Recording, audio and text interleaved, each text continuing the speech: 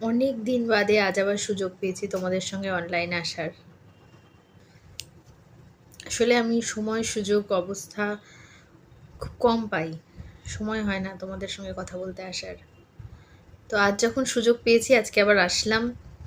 একটা কথা আমার ভীষণ মনে হয় কি, যখনই আমি কোনো কিছু আমার আশপাশে দেখি আমার মনে হয় যে কত লোক তো কত কিছুই বুঝতে পারে না বা জানতে পারে না, সেগুলো তোমাদের সঙ্গে একটু আলোচনা করা যাক, সেজন্যই আসি। আসলে আমাদের সমাজে আজকাল দেখা যায় কি একটা ফ্যাশন হয়ে গেছে, ধরুন যে লোকে কেউ একটার বাচ্চার বেশি দুটো বাচ্চা নেবে না। দেখুন, কার সময় যে কিরকম, কার ভাগ্যে কি আছে আমরা জানি না, তাই না? এরকম কত ঘটনা দেখলাম যে একটাই বাচ্চা, সেই বাচ্চাটাই অসুস্থ, বা সেই বাচ্চাটাই মারা গেল। তাহলে তার বাবা মার কি মানসিক পরিস্থিতি হয়?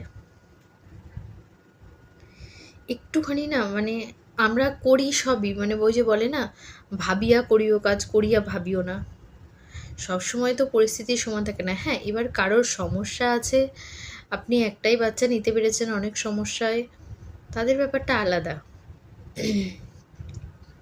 কারণ আমি বলছি, আমি একটা ঘটনাই বলি, সত্যি ঘটনা।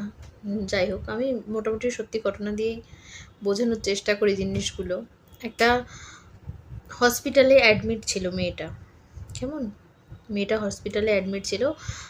মোটামুটি 26-27 বছরের একটা বড় মেয়ে, একটাই মেয়ে, বাবা মারা গেছে, বাবা নেই, একটাই মেয়ে আর মা। মেয়েটা হসপিটালে অ্যাডমিট ছিল, অনেক দিন ভর্তি থাকার পর অসুস্থ ছিল খুবই। তারপরে মেয়েটা মারা যায়। কেমন, এবার মায়ের আর কে থাকলো? একটুখানি ভেবে দেখুন, একটাই মেয়ে, 26-27 বছরের মেয়ে, একটা বড় মেয়ে, আর কেউ নেই। মা বাবা, মেয়ে ছিল, বাবা আগেই মারা গেছে, মেয়েটাও মারা গেল। এবার মাটা কি নিয়ে থাকবে?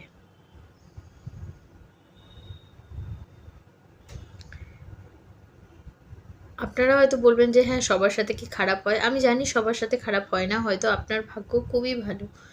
কিন্তু বাস্তবটা না আমরা কেন ভুলে যাই আমি জানি না। আরও ঘটনা শুনেছি, মানে নিজে চোখে দেখা। আমি বলছি একটা ঘটনা। সেটার ক্ষেত্রে হচ্ছে বাবা মা আর ছেলে একই। বাবা মা আর ছেলে, মা মারা গেছিল অনেক আগেই, মা মারা গেছিল। এবার বাবা আর ছেলে থাকতেন। উম, ছেলেটার বয়স মোটামুটি ওই 22-23 এরকম। হঠাৎ একদিন বাইক অ্যাক্সিডেন্ট করে ছেলেটা মারা গেল। বাবাটা একা, বাবাটা পুরো পাগল হয়ে গেছে, বিশ্বাস করুন। চিৎকার করে সারাক্ষণ ঘরের মধ্যে দরজা বন্ধ করে, একে ওকে গালাগালি দিচ্ছে, পাশ দিয়ে লোকজন যাচ্ছে, যা নয় তা মুখে বলছে। একটুখানি এগুলো একটু বোঝার চেষ্টা করুন। আমার কিছুই না, জানেন তো, মানে বলছি তার কারণ এটাই যে যেগুলো দেখি এগুলো দেখে খারাপ লাগে। আরেকটা ঘটনাও আছে, ওটা শুনেছিলাম বনগাঁর ওদিককার একটা ঘটনা। বাবা মা আর ছেলে, ওটাও ছেলে।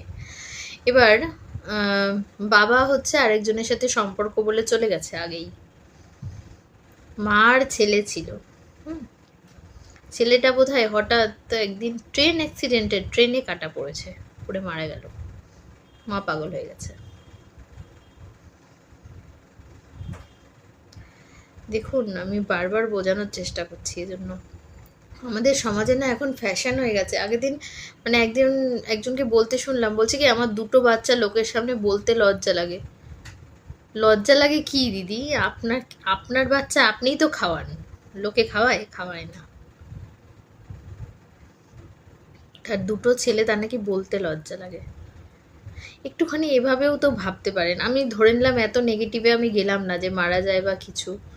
দেখা যায় কি অনেক সময় যে ধরুন আহ, বাবা ব্যবসা করে, সে কাজের জন্য যেতে পারছে না।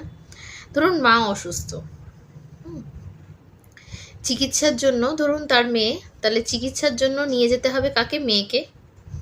মেয়ে বড় হয়ে গেছে, সে তার মাকে চিকিৎসার জন্য, ধরুন আমাদের এখানে তো যেমন আমরা দেখি সবাই ভেলোর যায় ট্রিটমেন্ট করাতে, কেউ চেন্নাই অ্যাপেলোতে যায়, আরও অনেক অনেক হায়দ্রাবাদে যাচ্ছে লোকে। তাহলে ধরুন তাহলে বাবা বিজনেস সামলাচ্ছে, মা আর মেয়ে মিলে গেল ডাক্তার দেখাতে, কেমন?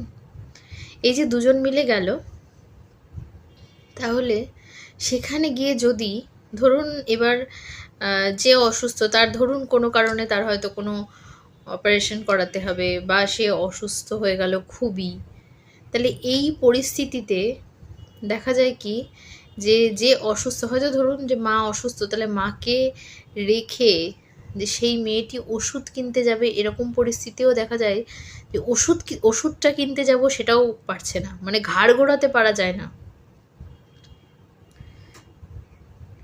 সেক্ষেত্রে আপনার মনে হয় না যে আরেকটা যদি বাচ্চা থাকতো, তাহলে সে হয়তো ওখানটা বসতে পারতো, আরেকজনকে ওষুধটা কিনে আনতে পারতো, বা একজনকেও বাবাকেও হেল্প করার মতো বাড়িতে থাকতো, যে বাবাও বিজনেসটা সামলাচ্ছে, যাতে দেখুন বাস্তব কি বলুন তো, আপনি হয়তো বললেন বন্ধু বান্ধব সব আছে, বন্ধু বান্ধব কেউ কি বাড়ির কারণের মতো আপন হবে? হবে না। আগের দিন মানে তর্কে করতে গেলে তো অনেক দূর, একজন আমাকে বলছে যে একটাই মেয়ে, ধুর ওই ভাই বোন থাকা ফালতু, অশান্তি হয়।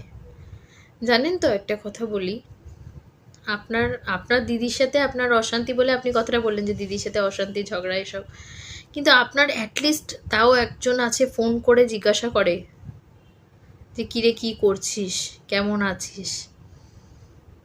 যার আপনার মেয়ে, তার তো কেউ নেই, তাহলে তাকে ভবিষ্যতে একজন জিজ্ঞাসা করারও থাকবে না।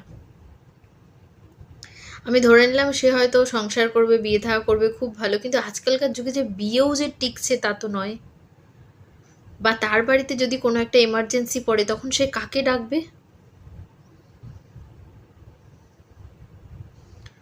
নিজের কেউ থাকা, যতই বন্ধু বান্ধব যেই থাকুক না কেন, নিজের কেউ থাকা, বন্ধু বান্ধবকে আদৌ হেল্প করবে? একটা হেল্প করবে, আরেকটা বাঁশ দিয়ে চলে যাবে। কে হেল্প করবে? আমার হ্যাঁ হতে পারে খুব লাকি হলে হয়তো হেল্প করবে, তো সেরকম মানুষ জোগাড় করাটাও খুব কঠিন।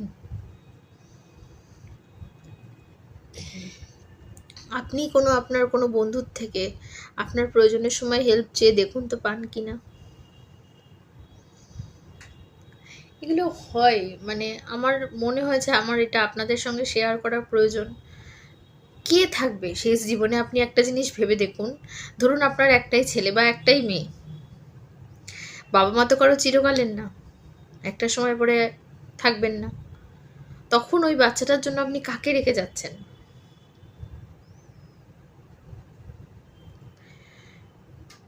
আমার মনে হয় একজন কেউ আপন থাকার খুব জরুরি, খুব জরুরি।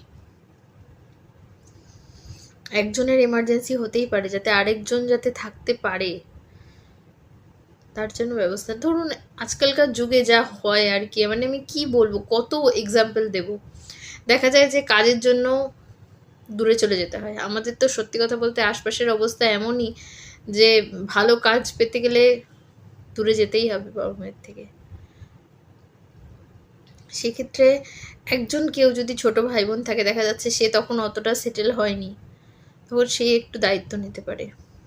পরে আস্তে আস্তে সেটেল হয়ে গেলে হয়তো বাবা মা চলে গেলেন তাদের কাছে, কিন্তু সেইটুকু সময়টাও তো লাগে। আমি আমার মতো করে বোঝানোর চেষ্টা করলাম,